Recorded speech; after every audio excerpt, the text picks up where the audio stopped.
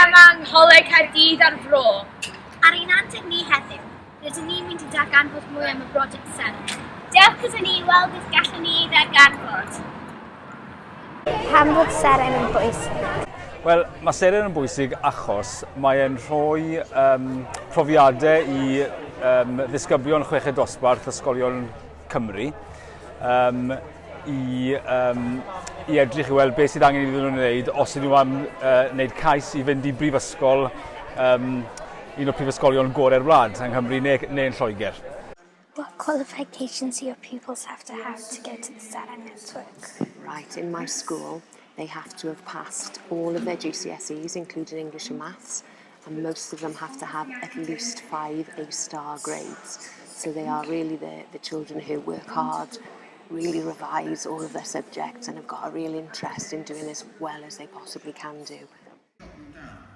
That makes no sense at all, and I think there is some... Felly eithaf chi America, beth wnaethoch chi yna?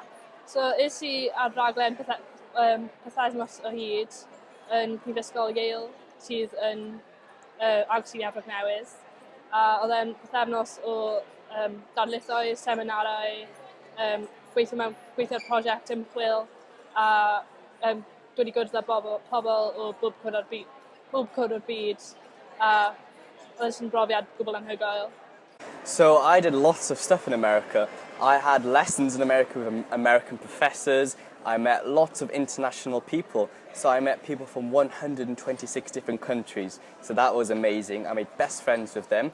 I also got to tour all the universities there. So I got to tour Yale, Harvard, MIT, Brown, and it was just an amazing experience. Do you think Seren will affect your future?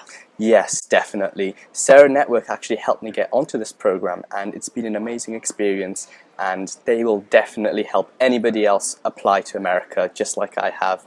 And I'm applying to US universities now, and Seren is being a massive help to me. Why did you come to this event today? Well, a number of reasons. First of all, I love coming to Wales. Secondly, and very importantly, Welsh students are currently underrepresented at my university, at Oxford University. And that means that we're missing out on talented people like you. So I want more people from Wales to apply to Oxford and be offered places.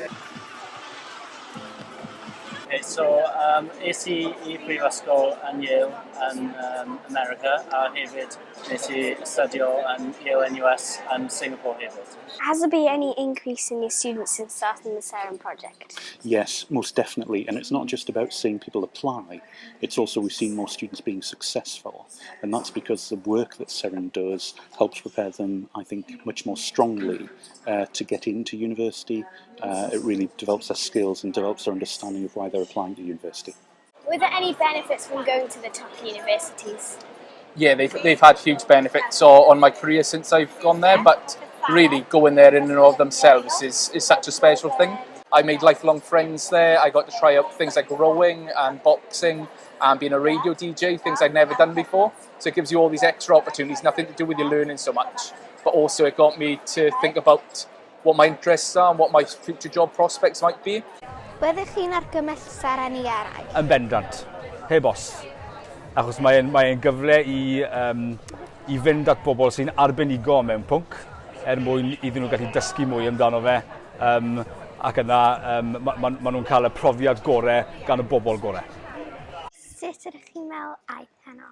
Mae hyn wedi bod yn noson arbennig I ni gyd. Mae yna bron I 200 o ddisgyblion blwyddyn 12, rai o ysgolion uwchradd dros Gaerdydd gyfan wedi dod yma, a mae fe'n lyflu I chi weld nhw gyd yn cael ei ysgogi.